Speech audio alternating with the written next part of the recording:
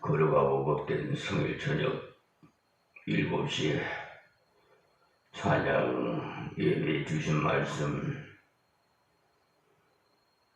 받겠습니다. 창세기 49장 25절 말씀부터 드리겠습니다.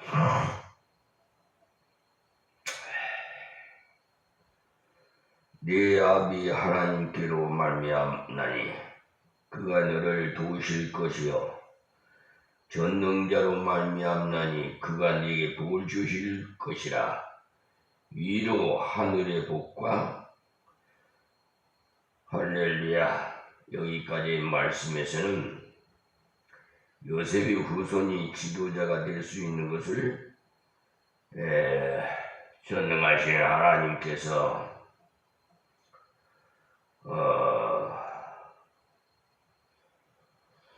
임하여 주신다는 말씀이에요. 그것도 그분의 복을 받아서 된다고 했습니다. 위로 하늘의 복을 비가 잘 오고 이슬이 잘 내리는 것을 말하는데, 이스라엘은 비가 시후에 따라서 잘 내리는 것이 매우 중요해요. 비가 1년에 2번 오는데 그 비가 때에 맞게만 오면은 농사가 그야말로 잘 됩니다. 그렇게 될 때 맞게 비가 오면은 밀 농사가 잘 되고 포도가 잘 열리고, 우리나라는 곡식이 이삭이 누름하면은 베어서 눕혀 말려가면서 이렇게 후숙을 시키는데, 거기는요 바싹 말라질 때까지 베지 않고 있어요. 비가 적게 오는 나라이기 때문에 추수는 아주 쉽게 해요. 그러나 열매를 맺게 하는 것은 비에 달렸습니다. 그리고 여기에 위로 하늘의 복을 신령한 뜻으로 말하자면은, 위로부터 신령한 은혜도 하나님께서 주셔야만이 된다는 것입니다. 또 아래로 원천의 복과이라고 하는 말씀은, 아래로 원천의 복이라는 우물을 팔 때 물이 잘 나오는 것을 말하는데, 원천이라는 것은 물에 시작되는 근원을 말합니다. 농사를 잘 지으려면은 하나님께서 비와 이슬도 잘 때를 맞춰서 주셔야 되지만, 비가 안 올 동안은 관계를 잘 할 수 있도록 샘 구멍이 잘 터져야 되는 거예요. 비도 잘 오고 물이 잘 솟아나도 그 곡식을 먹을 식구가 없다면은 소용이 없겠지요. 그래서 다음에 복은 자식의 복이에요. 그래서 젖먹이는 복과라고 했습니다. 아이가 태어나야 젖이 납니다. 그러니까 아기가 잘 태어나고 젖도 잘 나게 되겠다는 거죠. 우리 요즘 젊은 세대들은 직장 생활을 하느라고 모유를 잘 먹이지 않고 우유를 먹이는데요. 우유는 소저자 아닙니까? 그런데 하나님의 법칙으로는 모유를 먹여야 돼요. 그의 정상이. 그래야만이 산모에게도 유방암이 안 걸려요. 여러분, 유방암 걸려가지고 치료하시는 분들을 대부분 보면은 아기를 낳아갖고 모유를 안 먹였던 경우가 많아요. 또 어린애는, 아기는 모유를 먹고 큰 아기는 잔병 치레를 덜 합니다. 그 어머니의 죄에서 항생치가 나와서 어린애들이 튼튼하게, 예전에 우리 클 때는 뭐 형제간들이 많으니까 막 무슨 산하 제한도 없고 하나님 주시는 대로 그냥 잘 나왔어요. 요즘은 유별나게 뭐 산부인과 찾고 뭐 찾고 하는데 그때는 산파라고 하죠. 그렇지 않으면 그냥 집에서 그냥 쉽게 그냥 출산을 해요. 우리 모친 같은 경우에는 제가 봤는데요. 동생들 놀 때 보니까 그냥 혼자서 아유 배가 좀 아프다 하시더니 들어가서 그냥 애기 울음이 나오더라고요. 그래서 그렇게 쉽게 순산하는 것도 복이죠. 죄송합니다. 이렇게 요즘 너무나 스트레스를 많이 받아가지고 저 어둠의 세력들과 싸우느라고 빛과 소금의 역할을 감당하느라고 하여튼 마귀 사탄들이 교회를 넘어뜨리려고 온갖 술책을 다 부려요. 하여튼 여기 교회도 그렇지만 양도교회도 말이야 토지주가 여기 우리 교회에서 산다고 매매한다고 동의서를 올렸는데도 저렇게 세상 법에다가 토지임도 소송을 걸어가지고 뭐 거기다가 부당이득 반환 청구가 뭐 엉터리 같은 것을 막 가만히 보면은 법을 모르는 사람들은 완전히 그냥 쪼아들게끔 만들어버렸어. 그렇게 속삭을 썼더라고. 아니 토지인도면 토지인도지 손해배상도 아닌데 뭐 1000만원에다가 뭐 또 뭐 500만원에다가 뭐 하여튼 소장도 소장답지 않은 것을 써가지고 아이고 참 마귀 사탄들이 그 언양심씨가 다 그 우상한테 제사 드리고 그런 거 아니겠어요? 그러니까 완전히 극과 극이 대치하는 영적 싸움이라서 굉장히 십자가 분병들이 지원 사격을 많이 좀 해주시기 바랍니다. 혼자서 하는 일도 둘이 하면 나눠서 가지니까 쉽죠. 또 여럿이 10명이나 100명이나 하면 더 쉽고요. 어쨌든 외로이 혼자 묵묵히 십수년 동안 저 마귀 사탄들과 싸우느라고 빛과 소금의 역할을 감당하려니까 자연히 저 기득권을 세력들이 저 법관들이 말이야 사법부이 아주 행포를 부리고 흙을 백을 흙으로 대부분에서는 그냥 심리 불속행 기가 엉터리로 그냥 그러면 속아 넘어가요. 그래서 거의 하나님께서 법전의 지혜를 주셔서 거기에 걸맞게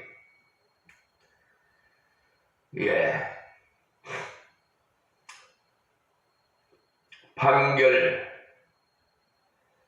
그러니까 경정신고를 잘못했다는 거냐 대원보면은 심리불속행위 뭐에 들어가느냐? 예.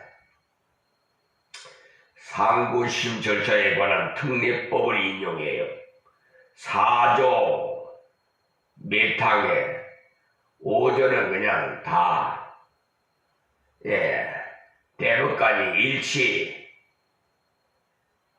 각기가 간다. 그거예요.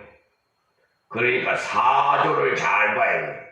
매탕에 4조에 이유 없으므로 이렇게 하거든요. 그 4조의 이유에 그 각 호가 있는데 거기에 쭉 이렇게 6가지인가 호가 있어요. 거기에 가다니 아무 이상이 없다 이야 거기에 원심 판결이 아주 야비하게 아주 그냥 마귀사탄들은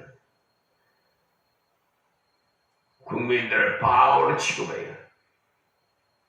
저 역시도 하나님께서 지혜를 안 주셨으면 모르고 넘어가는 거죠. 근데 저에게 그런 사명을 명하셨으므로 무기를 주신 거예요. 무기가 뭐예요? 법이에요. 법절. 법은 법으로 싸우는 거예요. 그러느라고 심한 스트레스로 그러다 보니까 또 감기가 들어가서 아유 이렇게 목감기 아주 그냥 좀 힘이 듭니다. 그런데 강단에 서면 아픈 것이 없어져요. 그게 다 하나님의 은혜 아닙니까? 그래서 아기가 잘 태어나고 젖도 잘 나게 복을 주신다는 거예요.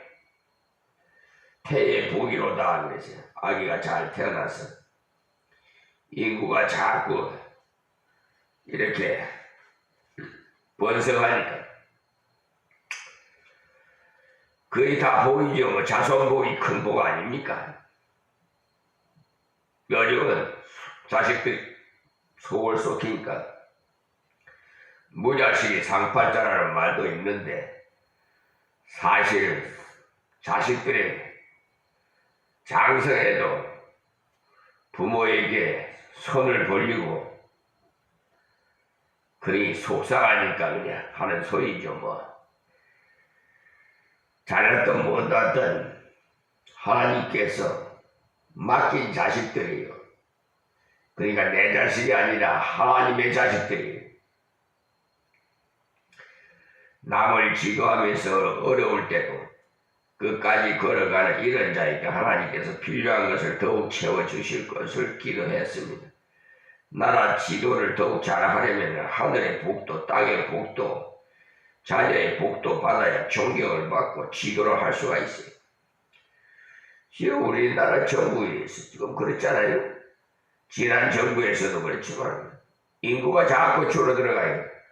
젊은 세대들 요즘 결혼도 안 하려고 그러고 결혼해도 자녀들 안 놀라고 그러고 자기 몸매가 그냥 S라인이라나 뭐 항상 뭐 나이가 40 먹고 뭐 때가 돼도 뭐 동화 어린애 같은 몸가짐을 가지고 싶어가지고 자기를 몸치장하려고 그래요. 후대에 뭐 후손들을 보려고 한 것도 아니고 자기 시대에 그냥 마음대로 그냥 즐기다가 죽으면 그만이지 하겠지만 그거는 큰 오산이 하나님의 법칙을 이루어내면요 그 결과는 멸망의 길로 가는 거예요. 지옥의 길로 가는 거예요. 예수 믿어도요 구원은 받되 불속에서 구원과 받은 것과 같으리라 했어요. 26절 말씀이에요. 네 아비의 축복이 네 부여조의 축복보다 나아서 영원한 산이 한없음 같이 어떤 의미로 본다면요 야곱이 간이 대단히 큰 사람 같아요. 자기의 축복 기도가 아브라함의 기도보다 낫고 이삭의 기도보다 낫다는 거예요. 사실 야곱의 축복이 조상들의 것보다 낫게 나아요. 왜냐하면 야곱은 역경을 많이 겪어서 하나님의 은혜 아니면 못 산다는 것을 실제로 경험해 본 자가 기도해 줬으니까 실제적인 축복이기 때문에 그렇습니다. 지금도 가난을 경험해 본 자가 가난한 자를 위해서 기도해 줄 때 마음에서 우러나오는 기도를 해줄 수 있는 것이지, 가난도 한 번도 경험하지 못한 사람이 기도해 줘봐야 그렇게 애타게 해줄 수는 없어요. 요즘 금수저가 흑수저 심정 알 수가 없죠. 예. 배도 안 고파봤는데 뭐 배고픈 사람 서민들 알겠어요. 야곱 자기의 기도가 부여조의 기도보다 더 나은 건 자신이 많은 괴로움과 고통을 겪었으므로 하나님의 은혜가 아니면 필요한 것을 알아서 하는 진심의 기도요, 또 하나님의 감동을 따라서 기도해 준 것이기 때문이라는 거죠. 이때 나이가 많아서 힘도 없을 때지만 담대하게 기도했습니다. 여러분, 기도가요, 임의적으로 기도가 안 돼요. 그거는요, 중언부언하는 기도는 하나님 앞에 상당히 안 돼요. 성령의 인도함 받아서 기도하는 거예요. 성령의 기도함을 받아 힘이 입으면요, 정말 힘 있는 하나님과의 직접 그냥 직통으로 그냥 기도가 연결이 돼요. 그런 여러분 체험을 해보시기 바랍니다. 이 축복이 요셉의 머리로 돌아가면 그 형제 중 뛰어난 자의 정수리로 돌아오리로다. 이 말씀이 내가 이렇게 기도해 주었으니까 틀림없이 영원한 산이 한이 없음같이 복이 요셉의 머리로 돌아가 기도한 대로 복을 반드시 받게 된다는 장담을 했어요. 요셉에게 야곱이 왜 이런 말을 하느냐 하면 믿으라는 것입니다. 여러분, 믿음생활 하나님을 기쁘시게 하는 건 믿음뿐이에요. 믿으라고 하면서 그냥 형식적으로 외식하는 자는 오히려 토해내버려요. 믿는 사람은 믿은 대로 그렇게 걸어가면 믿음에서 진실된 순종이 나오기 때문에 축복을 믿을 때 복 주는 길로 걸어갑니다. 기도한 대로 되려면 열심히 공부도 하고 일도 해야 돼. 가만히 있어도 받아지는 복이 아니에요. 27절에요. 베냐민은 물에 뜯는 이일이라. 아침에는 빼앗을 것과 먹고 저녁에는 움킨 것을 나누리로다. 그러니까 야곱이 이 베냐민을 얼마나 사랑했어요. 그렇지만 베냐민은 성질이 별로 좋지 못한가 봐요. 그래서 물어 뜯는 일이라고 했어요. 이 베냐민 지파는 역사적으로 볼 때 확실히 호전적입니다. 싸움을 좋아해요. 사사기에 보면 싸움을 팔자로 잘합니다. 그런데 왜 베냐민에게 이런 기도를 해주느냐 하면, 베냐민 너 조심해라, 이 말이 성질이 나쁘니까 하나님을 의지하고 바르게 서야 되는 것이지, 그렇지 않으면 남을 괴롭히는 자가 되기 쉽다고 경고적으로 기도해 주는 것입니다. 다음 28절에 이들은 이스라엘의 12지파라. 이와 같이 그 아비가 그들에게 말하고 그들에게 축복하였으니 곧 그를 각인의 분량대로 축복하였더라. 그러니까 각인의 분량대로라고 한 이 말이 중요한 말입니다. 야곱은 자기 자녀들의 신명 자세, 그의 성질, 그의 생활 등등 모든 것들을 봐서 하나님 주신 영감대로 기도해 주었어요. 그 때문에 우리가 자녀를 위해서도 기도할 때 그의 성격과 그의 소질과 그의 모든 면을 봐가면서 하나님 앞에서 바르게 기도하십시오. 그럴 때 그 기도가 반드시 이루어져요. 우리도 야곱처럼 하나님의 뜻을 가감없이 우리 자손에게 전하는 사람이 되시기 바랍니다. 야곱은 가감없이 자기 자손에게 하나님의 뜻을 전하고 기도했습니다. 희비애락 영광과 고난을 있는 대로 말해주었어. 레위와 시므온아 너는 그 급한 성질을 고쳐라. 그렇지 않으면 자네의 기계로다 하면서 철두철미하게 인간적인 욕심에 끌리지 않고 그 자손에게 꼭 필요한 것을 말해줬어.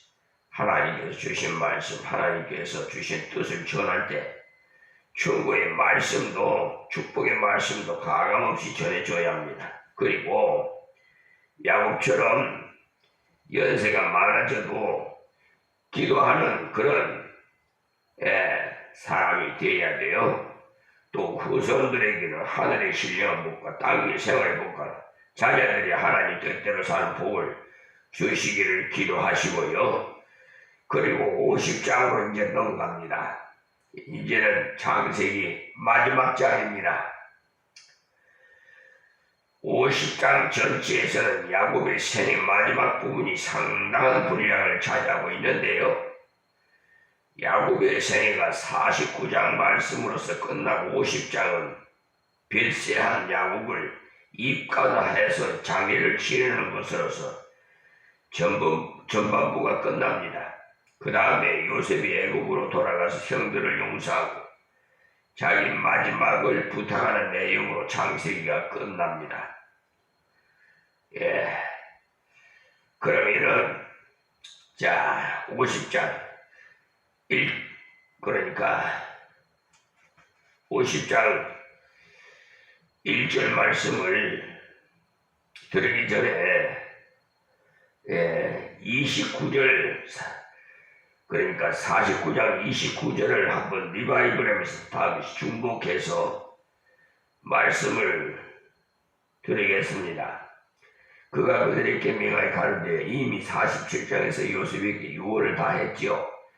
47장 29절 보시면 이스라엘 죽을 기한이 가까우매 그가 그 아들 요셉을 불러 그에게 이르되 이제 내가 네게 은혜를 입었거든 청하노니 네 손을 내 한도뼈 아래 넣어서 나를 인애와 성심으로 대접하여 애굽에 장사하지 않기를 맹세하고 30절에 내가 조상들과 함께 눕거든 너는 나를 애굽에서 메어다가 선영에 장사하라.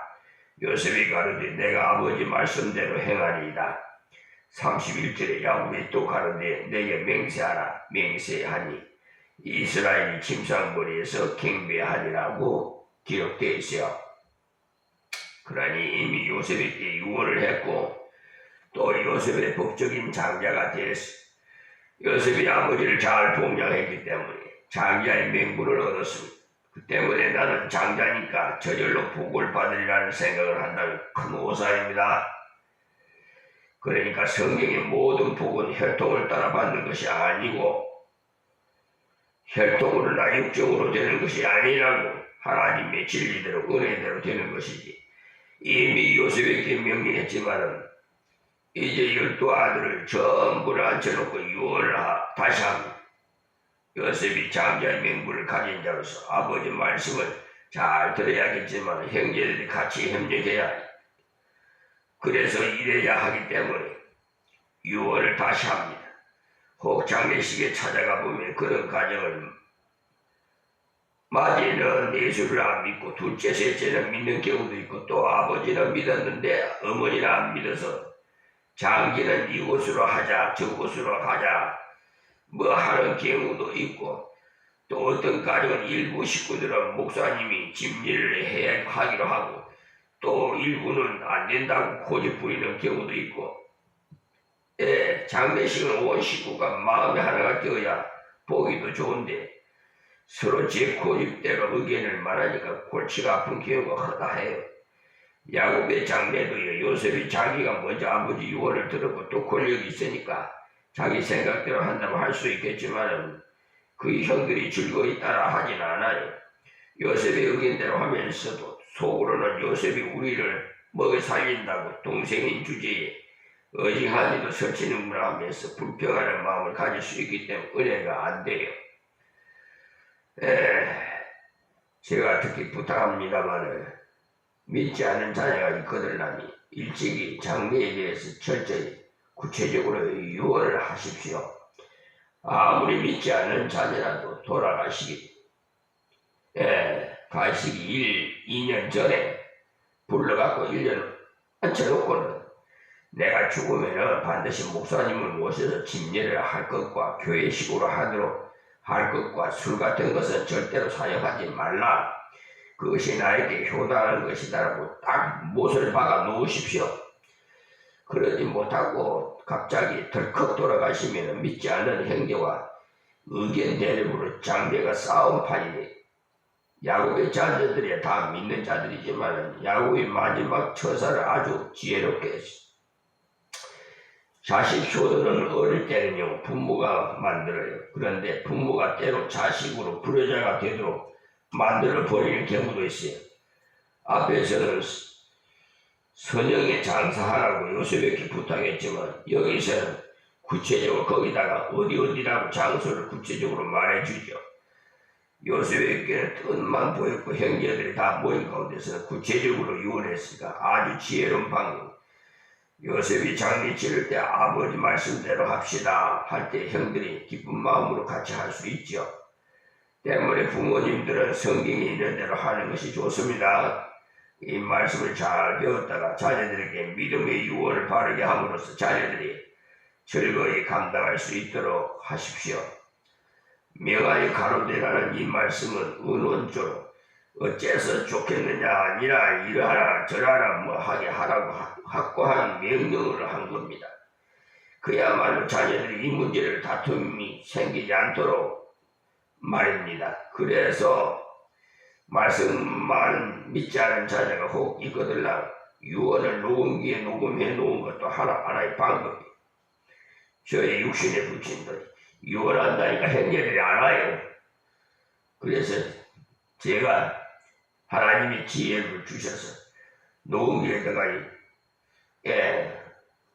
아버님 유언을 다 말씀하십시오. 그래서 거의 나중에 부동산 분할 심판 청구에 효력을 가져왔습니다. 생전에 부모님이요 그 길을 앞으로 다 해라 했는데 그때 농지법이 지금도 그렇습니다. 농지법이 목사는요 농사를 안 짓기 때문에 그게 등기하기가 곤란해요.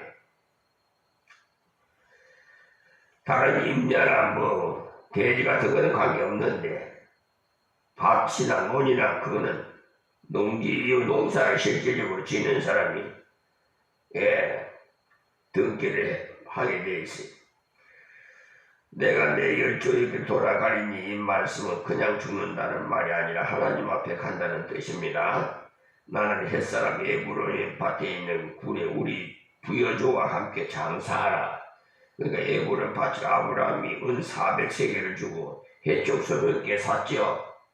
그 밭에 있는 굴인데 가정묘지입니다. 굴이 크기 때문에 안쪽부터 할아버지 할머니 등등 순서대로 쭉 모시는데 거기다가 자기도 장례를 하라는 그런 부탁을 했어요. 저 역시도 가정묘지를 다 해놨습니다.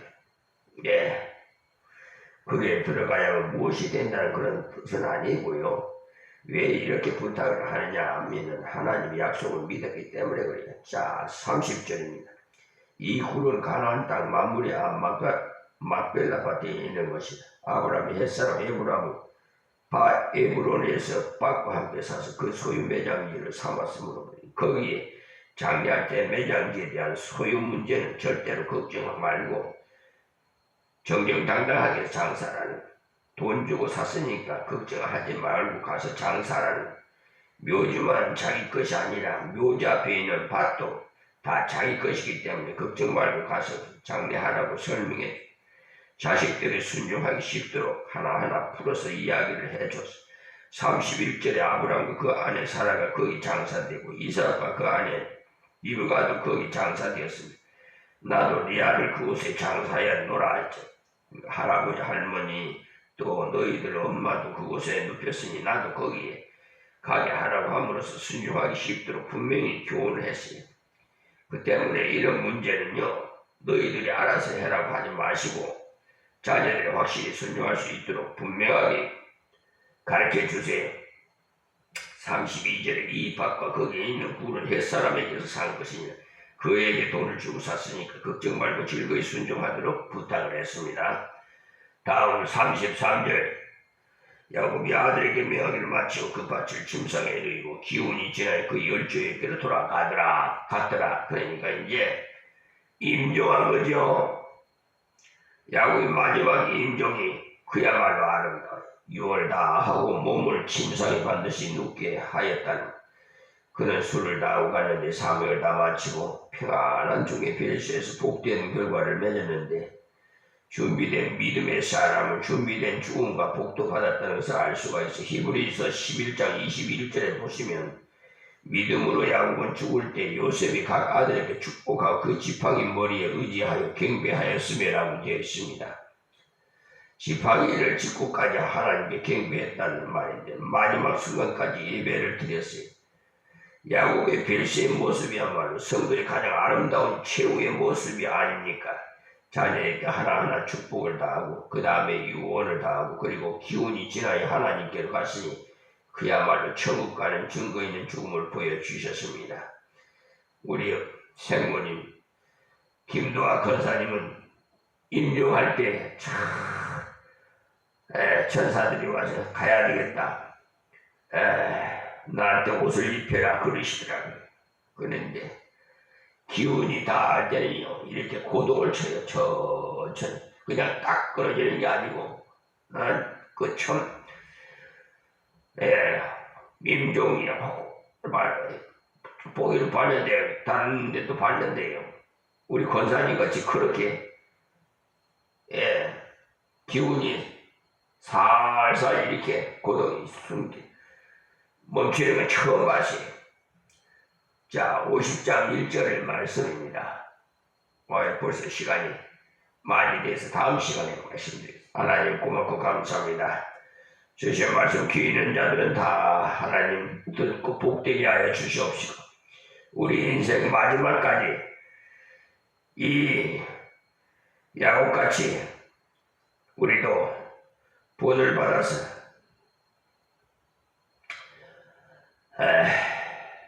천국에 갈 때까지 경배드리는 모습으로 이 세상에서 떠나게 하여 주시옵소서. 믿는 자들에게 다 하나님 말씀이 그대로 새겨지게 하시고 장례식에서 불화가 일어나지 않도록 하나님 다스려 주시옵소서. 예수님의 이름으로 기도합니다. 아멘. 고맙습니다.